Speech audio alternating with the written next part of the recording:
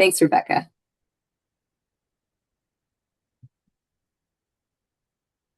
Hi, everybody. We're just going to give it another minute for people to start shuffling in, and then we can start.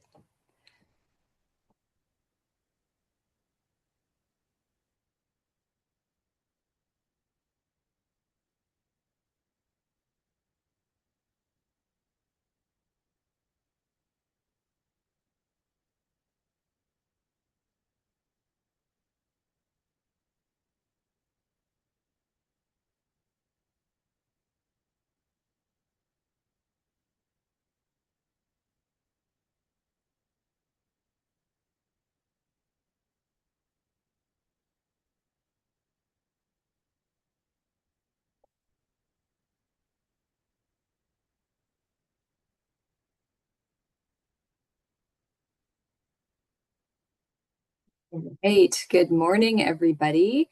Thank you for joining us for BC Women's Research Rounds. I'd just like to start by acknowledging that the WHRI are uninvited guests on the unceded ancestral territories of the Musqueam, Squamish, and Tsleil-Waututh nations. I myself am joining you here from my home on the territories of the Tsawwassen peoples and the Coast Salish peoples, and is a provincial research institute committed to improving the health outcomes of women, including those across the 2SLGBTQIA+ spectrum. We recognize our responsibility in the collective effort towards establishing culturally safe healthcare systems and services that address health inequities among Indigenous peoples, especially Indigenous women, girls, and Two-Spirit peoples. And as we gather in spaces together, we encourage you to reflect on your own positionality on these lands and your personal commitments to reconciliation. And recently, I've been reflecting on my gratitude for the Indigenous people's stewardship and ongoing commitment to protection of these lands. This has been particularly top of mind for me, given this week's atmospheric river event and flooding events in the Fraser Valley, and recognizing the growing impacts of climate change on our environment. And for me, that really underscores the importance of traditional ways of knowing and caring for these lands. So just sending my gratitude. So with that, I'm very pleased to be able to introduce our round speaker for today. Dr. Inev Zusman is a pharmacist and PhD candidate in the Women's and Children's Health Sciences program at the University of British Columbia. Her research interests include pharmacoepidemiology, reproductive health, and pharmacy practice and education. She has been a research assistant with the Contraception and Abortion Research Team since 2019, supervised by Dr. Wendy Norman. And as a registered pharmacist, Inev finds fulfillment in supporting patients and helping them make informed decisions about their health. She aims to integrate her clinical experience with her research skills to improve access to reproductive health services and to promote informed, timely decision-making for all patients. So with that, I'd like to turn the floor over to Inev. Welcome. Thank you so much, Catherine, for the lovely introduction and for the land acknowledgement. Today, I'm going to talk with you about pharmacist insights on offering contraceptive implant services. Phone is ringing. My apologies, just one moment.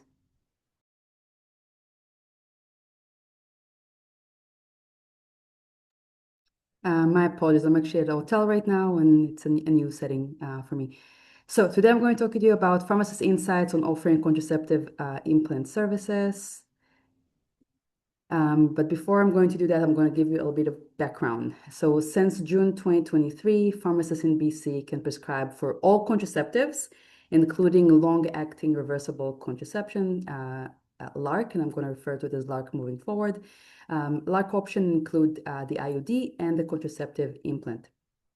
All prescription contraception in BC is free since April 2023. The contraceptive implant was introduced to the Canadian market in 2020, but it's been around the world for several decades now.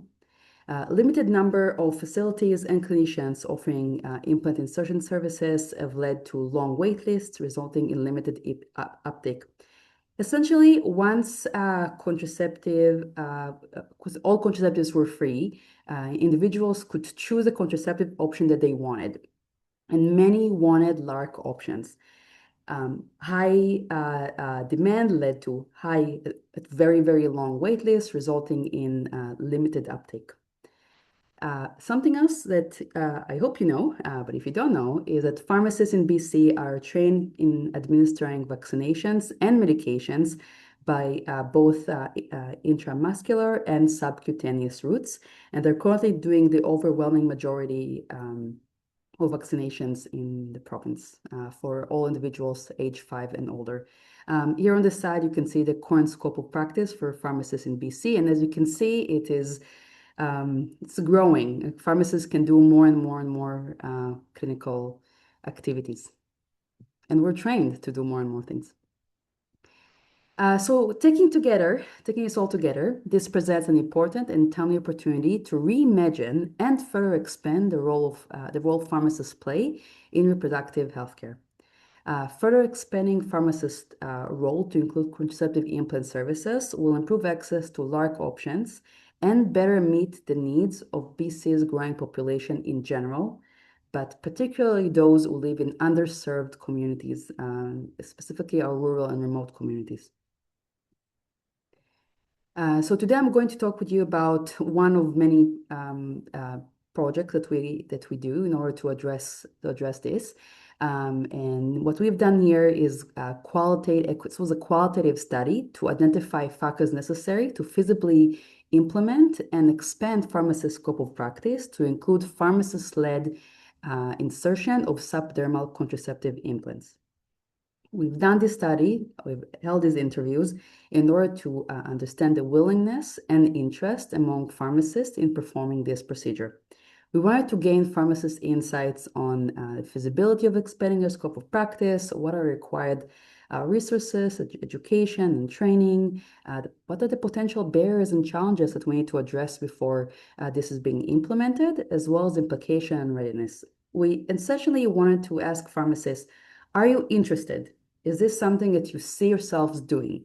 What are the potential problems? How can we address them ahead of time? How can we implement this successfully? What do you need in order for you to agree, to be willing to offer this service to patients, to take on this additional training, to take on these additional services? This was what this study was about. So like I said, this was a qualitative study, so we held interviews. We had 12 participants, which we recruited from the ACT-Pharm3 study. The ACT-Pharm3 study was led by Dr. Laura Schumers and Dr. Robert Pamet from UBC Faculty of Pharmaceutical Sciences, as well as Dr. Wendy Norman from UBC Faculty of Medicine. This study came in once pharmacists were allowed to prescribe contraceptives. And as part of this study, we asked for permission to contact them for further research, and we've contacted those who agreed. So of the 12 participants, we had all 12 participants were registered community pharmacists from across BC. All were actively engaged in direct patient care, so seeing patients regularly at a community pharmacy. The mean age of our participants was 34, ranged from 25 to 54, with 8 women, 3 men, and 1 individual preferred not to disclose. In terms of practice setting, we had 6 participants from urban setting, 5 from rural communities, and 1 individual who practiced in both, so they were driving between several locations. In terms of years of practice, the mean year of practice was 9.2, but it ranged from 1.5 to 30. So we had some pharmacists who were new to the profession and some who've been practicing for many, many years. In terms of education, 5 individuals at a Bachelor of Pharmacy, 6 at a Doctor of Pharmacy, and 1 individual, in addition to their pharmacy degree, also had a graduate degree. In terms of role, again, we had a variety. We had 2 pharmacy owners, who were also pharmacists, of course. We had 3 pharmacy managers and 7 staff pharmacists. So pharmacists were hired to work as a pharmacist in that location.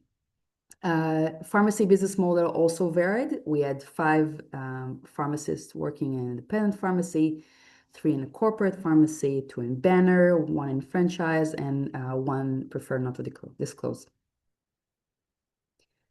We followed the quote-unquote classic qualitative research methodology. This was a one-on-one, in-depth, semi-structured interviews. It was approximately 60 minutes in length, a little bit less, a little bit more, depending on the individual. All interviews were conducted through Zoom, as individuals were in communities across BC from all health authorities. All the interviews were recorded and then transcribed verbatim. The interviews covered several areas, including current practice, previous training, and knowledge on contraceptive options, familiarity with the contraceptive implant, their interest, willingness, and motivation to perform this procedure, feasibility, resources, and support needed. What ideal training procedure would they like to have? Perceived challenges and barriers to the implementation of this service, perceived impact on patient care, and perceived impact on professional practice and workflow. In terms of data analysis, so the first thing we did is that we got familiarized with the data. So we read the transcripts without coding them, just reading them. The next step is that we start coding. So 2 coders independently generated initial codes. We then met and discussed our coding, and we developed a code book. Once the code book was created, we continued to do focus coding, and then, of course, met for discussion. Next step was thematic coding, so looking for patterns across the data set. We then defined, refined, and named themes and categories. All work was done in vivo. So, in terms of our results, what did pharmacists tell us?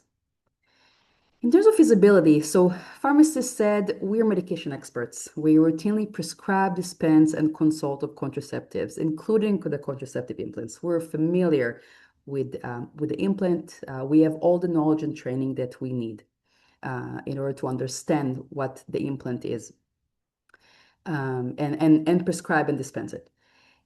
We have experience in administering injections, and we have demonstrated proficiency in hands-on procedures. And as I mentioned previously, pharmacists are doing the overwhelming majority of vaccination in the province, especially in adult population. I'm sure many of you went to the pharmacy and got a flu shot, for example. So pharmacists can demonstrate proficiency with injections. Pharmacists said we adapt quickly to integrating new healthcare services. So the scope of practice for pharmacists have expanded greatly over the past 10 years. Pharmacists adapt, they deliver, they take on things, and they do a good job. Pharmacists also said we're trusted, our patients trust us. There was a recent study that said that pharmacists are the most trusted healthcare professionals in Canada. So patients trust us, they come to us. We're also accessible, healthcare professionals across the province. So many communities in Canada may not have regular access to physicians, but they do have pharmacists, a pharmacy in their community or within reasonable driving distance. Pharmacists also said we're trained in first aid, we're trained in CPR, so we can ensure patient safety. And they also said we have established system for drug ordering, for documentation, for billing, and for follow-up. So these are all things that are needed for providing clinical services, and pharmacists are already doing it. In terms of motivation and interest, so pharmacists said, every single pharmacist who I interviewed said, we want to support underserved communities. They also said we want to enhance care. We want to provide our patients with options, not just so essentially once a province allowed pharmacists to prescribe and dispense contraceptives, the pharmacy turned into the go-to place for contraceptions. However, pharmacists, while they can prescribe and dispense all contraceptives, they cannot insert LARC.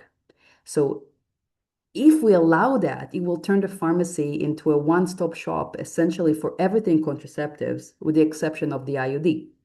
So pharmacists said, we want to give our patients options so they can choose what they want to have, not what is available at this specific point in time. We want them to be able to choose.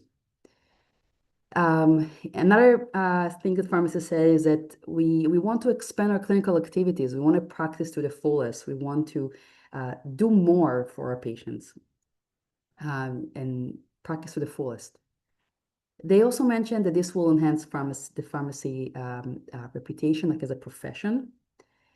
They also talk about strengthening patient-pharmacist relationship, building trust, fostering meaningful connections through personalized care. They talked about job satisfaction and professional fulfillment.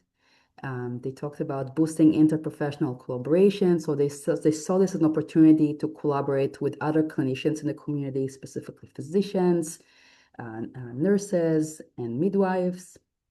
And finally, they mentioned financial compensation. So several models were discussed for that. So pharmacists were saying that the way the pharmacy model is right now, when a clinical service is done by a pharmacist, the pharmacist has no financial benefit specifically. The pharmacy is benefiting. So pharmacists were saying we would like to be compensated financially for adding this service, and several different models were offered, including fee for service, increase hourly wage, or any other short profit model, or any other alternatives. When asked about perceived impact on patient care, so this is where pharmacists got really, really excited. So they talked about expanding access to LARC contraceptives, addressing physician shortages and long wait times.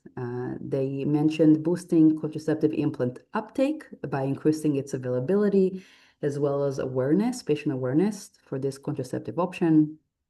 They mentioned reducing patient burden. So again, turning the pharmacy as a one-stop shop for everything contraceptives, with the exception of the IUD. They mentioned providing timely care and minimizing delays in contraceptive services. Again, turning the pharmacy into a one-stop shop. You get everything you want at one place, one time. So very timely. No need for referrals, going elsewhere, multiple appointments, one appointment for everything. They talk about enhancing adherence, strengthening medication management, as well as patient engagement. So pharmacists were pretty excited about how this might affect patient care. In terms of facilitators, so when asked, what do you need to make this work? So pharmacists said, ideally, they would like to have streamlined booking or appointment scheduling. So they said, we're happy to take walk-ins. We can absolutely accommodate that. But ideally, we would like to know when patients are coming so we could prepare for them. They talked about optimized staffing and overlapping shifts.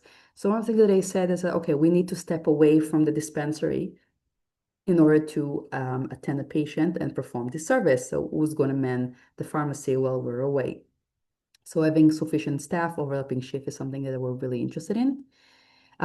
Private and equipped clinical space was highlighted by every single pharmacist I interviewed. So they wanted the space to be appropriate for the service. Complete insertion kit. So a kit that includes everything that you need to perform this procedure, including anesthetics, a disinfectant, the bandages, the contraceptive implant itself, and the applicator, all in one kit to be ordered directly from a wholesaler. They said this will make our life easier if we have everything we need in one place. They mentioned a standardized checklist and a resource guide that they can follow and see exactly what they need to do, make sure they're not missing any steps. Again, financial compensation was raised. So pharmacists were saying would like to be compensated for additional training, additional skills, additional knowledge that we have, and the additional liability we're taking on. Support from pharmacy management was also key. Pharmacists wanted their supervisors to support them and give them what they need to be successful and implement this successfully. They also mentioned support and referrals from physicians. So it was very important for pharmacists that physicians in the community will trust them and will feel comfortable referring their patients to them. They want to work together with physicians to make sure this is a success. They also mentioned public education and awareness as a key facilitator. So make sure the public knows that pharmacists once they are trained, that the public is aware that pharmacists can perform this procedure, that they're trained appropriately, that it is safe, that they can go to them and get a contraceptive implant inserted if they want to. And again, raise awareness that this service is available once it is available, of course. In terms of barriers and challenges, so pharmacists were mentioning limited space. So someone was saying, our pharmacy is so small, where are we going to fit a clinical space in order to get this implemented? So as I mentioned, pharmacists were saying, we need to do it right. We need the appropriate space. And they were saying, where can we fit this? They're also talking about essential equipment that they need to purchase, including a clinical bed, a table or a tray, appropriate lighting. They mentioned some concerns about time, staffing, and the impact on workflow due to increased workload. So pharmacists were saying, we are so burnt out. We're so overworked. We're already doing so many clinical services. How are we going to fit an additional service? Some pharmacists were mentioning liability concerns. Pharmacists were talking about the need of having a contingency plan, so having backup plans if insertions have failed. So what are we going to do? Who are we going to refer? What is it going to look like? Another barrier that pharmacists were mentioning was physician resistance and public hesitancy. So as I mentioned before, it's very important for pharmacists that they have support from physicians in the community. And finally, pharmacists were saying, how are we going to handle removals? Who's going to handle removals? So when we had done this project, we essentially only asked pharmacists about uh, insertion procedures, not the removal procedures, but I'll talk about it later. But we're currently thinking that we will train pharmacists in doing both the insertion and the removals. In terms of training, pharmacists were saying that they are interested in training being a certification program that is accredited by the college. They're talking about comprehensive educational and practical training. They want it to be done in person and delivered in communities throughout the province. They really, truly wanted it to be comprehensive and covering all potential scenarios where things can go wrong. They wanted to know all the red flags. They wanted to practice scenarios. They wanted to have options for recertification and knowledge refreshers if it's been a while since they last performed this procedure to make sure their skills are up to date. They mentioned that they are interested in the training being affordable or ideally at no cost. And they said ideally this should be integrated into pharmacy education. So pharmacists are coming out of pharmacy school already trained in performing this procedure. Support from pharmacy management, as I mentioned before, was key for pharmacists. They said that they want to make sure that they have sufficient pharmacy staff to make sure the dispensary is continuing to work while they take a step back in order to perform this procedure. They want to have sufficient time to perform this procedure without feeling pressured with time. They also wanted to make sure that there is no pressure from pharmacy management on pharmacists to perform this procedure. So they wanted to be able to choose whether or not they want to offer this procedure. They wanted to make sure that management is giving them an appropriate, equipped, and private clinical space to perform this procedure. They wanted mechanisms for appointment booking or scheduling. Financial compensation was again raised. and they wanted management to cover the cost of training, getting trained. In terms of expectations from the government or health authority, pharmacists said the most major thing is that they wanted healthcare professionals and public education awareness of this service, of pharmacist training, to make sure that both healthcare professionals feel comfortable referring and patients feel comfortable coming to the pharmacy to get this procedure done. They were hoping that training options will be offered at no cost or highly subsidized and affordable. They mentioned that perhaps government could offer clinic space renovations and equipment subsidies for pharmacies who offer this procedure. They mentioned a public-facing website or potentially an app to help both the public and healthcare professionals locate participating pharmacies, so patients will know where to go and physicians will know where to refer. And again, direct financial compensation for pharmacists were mentioned as a fee-for-service model. In terms of expectations from the college, pharmacists mentioned having the training as a certification and accredited program with credentials being displayed on the college website. So currently, pharmacists who are trained in injections, you can go to the BC College Pharmacist website and see that. So it's displayed on the website. So pharmacists said, ideally, we would like this to be displayed as well. They wanted a targeted and specific consent form for this procedure. They wanted clear and transparent regulations and guidelines. So pharmacists really wanted to be black and white, no gray zones. They wanted to know when they're allowed to perform this procedure, when they're not allowed to perform this procedure. They are interested in the college in doing service oversight, same as the college is doing for every other clinical procedure. And they wanted to have procedures in place for competence maintenance. So it was very important for pharmacists to say, if we're doing it right. And if it's been a while and we need to get our knowledge up to date, we want to have an option to do that. I'm going to read you some quotes that pharmacists had said. It's just huge for accessibility because, like everywhere, and probably more so being more rural, access to family doctors or especially any type of kind of women-specific care is hard.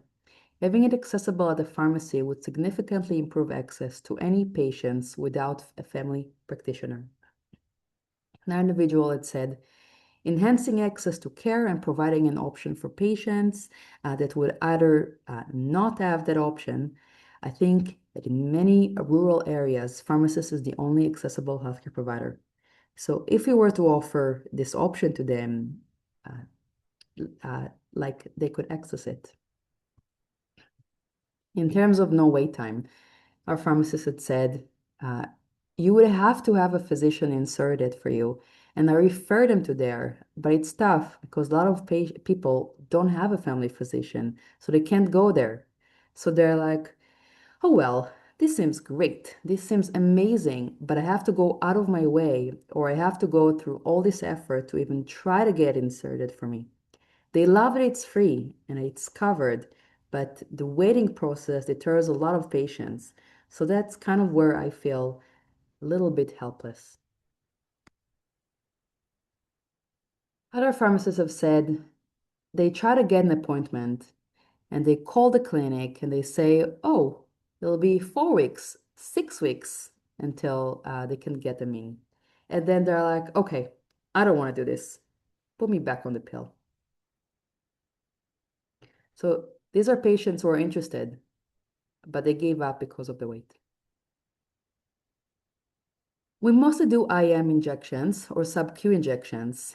So being able to do another type of medical procedure definitely feels good. So great job satisfaction. So the fact that we're able to prescribe and dispense and consult on contraception, I feel like this is a natural next step. I love seeing the expansion of our scope of practice. I haven't had any patients that have been concerned about us expanding our scope. Everybody's been appreciative of it. In terms of training, I think the training has to be very comprehensive and hands-on. I envision it where there's a portion where you can do at home, whether it's a video or a slideshow, and doing your learning that way. But there's also a clinical hands-on portion where you have to like prove that you're competent in performing this. I want to take a moment to acknowledge the wonderful team that is working on this project. Our principal investigator, Dr. Wendy Norman, our co-investigator, Dr. Wendy Norman from UBC Faculty of Medicine, and our co-investigators, Dr. Terry Charwa, Dr. Laura Schumers, and Dr. Jane Chia from UBC Faculty of Pharmaceutical Sciences, as well as myself from the Faculty of Medicine. Thank you very much for joining me so early in the morning. I really appreciate that. I'm happy to take any questions.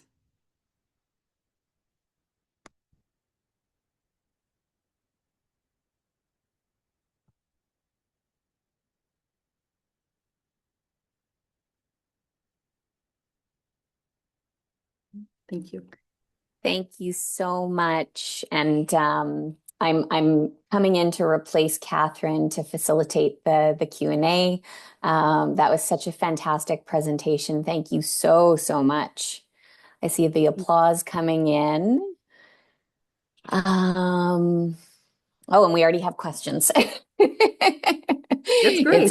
It's early, but an engaged bunch. I love it. The first question is, thank you for a great presentation. What do you see as the next steps for this work? Great question, Emma. Yeah, fantastic question. So the next step for us is, so we submitted a CIHR project grant. Fingers crossed it gets accepted. So the next step is a pilot to actually train pharmacists and see how it works. So we're going to interview pharmacists, we're going to interview patients, we're going to interview pharmacy owners, and we're going to ask them, how has it been for you?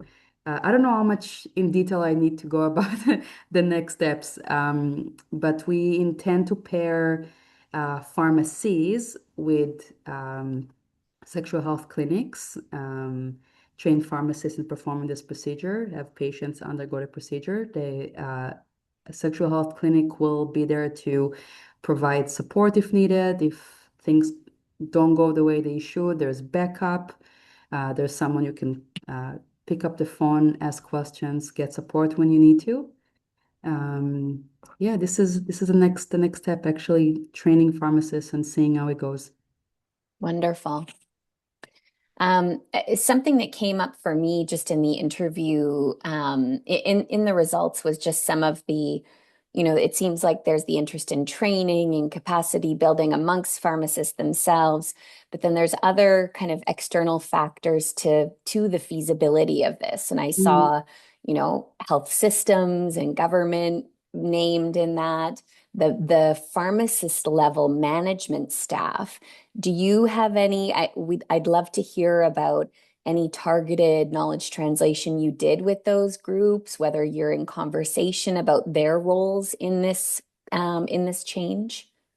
Yeah, absolutely. So in February 2025, so earlier in the year, we held our Beyond Pill interest holder meeting. So we brought in one place individuals from the government, individuals from the BC College of Pharmacists, pharmacists from across the province, including pharmacy owner, pharmacy managers, and staff pharmacists. We had other healthcare professionals, so we had physicians, we had nurses, we had midwives. We had, so you can find the proceedings online in CARD's website if you want to read in detail what was discussed in this meeting. But we essentially held several focus groups where each group was asked to come up with potential facilitators and barriers for the implementation of the service in the first focus group we had. And then after that, we asked them to come up with solutions. Like any practice change, it's very important to consult all the different parties who might be affected. Make sure you hear them because this will affect their day-to-day practice. So we absolutely had done that. Yeah. Wonderful. Thank you. Rebecca has a question as well, and gratitude for your presentation. Yeah, again, just thinking of what the actual mechanism, like how is this practice change being supported? Rebecca's question is about whether pharmacies themselves need to have the bed and the space, and is the idea that places like Shoppers Drug Mart would offer this service kind of like a flu shot? Absolutely. Yeah. We envision the pharmacy. So something that pharmacists, it came up in the interviews. Pharmacists were saying if we're doing it right. We do need the clinical space. We need a private space. It needs to be appropriate. So yeah, we do envision it that you can go to the pharmacy and get your flu shot, and you can go to the pharmacy and get the implant. The procedure itself is not that different than what pharmacists are currently doing. So pharmacists are currently doing IM injections, so intramuscular. They're doing subcutaneous injections. So doing subdermal injections is not that different.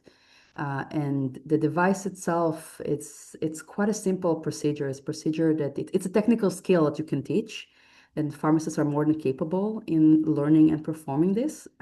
So once the setting will be appropriate, there's no reason why they won't be able to offer this. But yeah, as pharmacists Wonderful. mentioned, we need renovations. We need the appropriate space.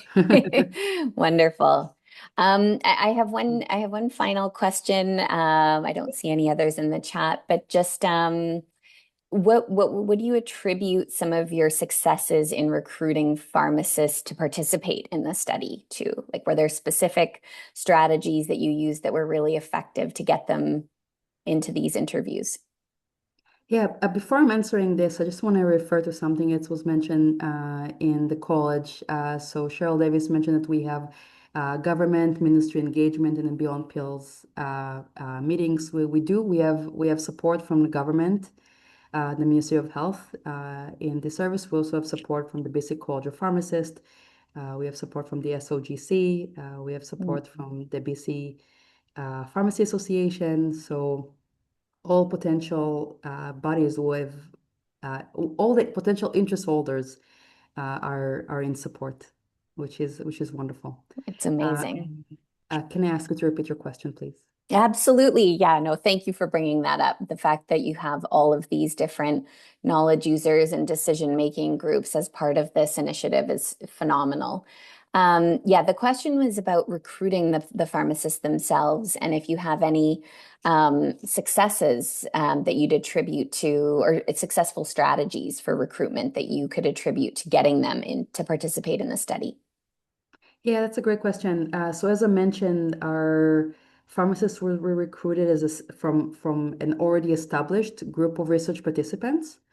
And advice that I can give you is to offer fair compensation for their time, acknowledging they're healthcare professionals who are taking time away in order to speak with you. Be flexible with when you can meet with them. So I met with many of my participants after hours or over the weekend because they're busy professionals. So I was more than happy to accommodate their schedule. Give value. So I think it's a great project. It was an opportunity for pharmacists to completely change the scope of pharmacy practice and introduce a new clinical skills, and pharmacists were excited about that. So, and I think it was a win-win-win. Pharmacists were more than happy to come and speak with me, and they were very enthusiastic. Like they were very, very happy about this. Very grateful for the opportunity to participate and contribute to their profession. There was a lot of professional pride in those conversations. Yeah, Yeah. The enthusiasm came across in the results too, which is was absolutely. nice to see, and reciprocity. Good message. Yeah, for sure. Wonderful. Um, I'll give a quick pregnant pause just in case there's any questions that come through. But this was just fantastic, and I'm sure that we can include the links to the CART website and everything when we wrap up the Yeah. recording and put it on the website and share it with our community. So thank you so much, and thank you everyone for coming to our last BC Women's Research Rounds presentation of 2026. or 2025. We'll see you all in 2026. Thank you so much for this incredible presentation, Dr. Suzman. Thank you so much. Thank you all for attending this morning. I appreciate that. Thank you. Thanks.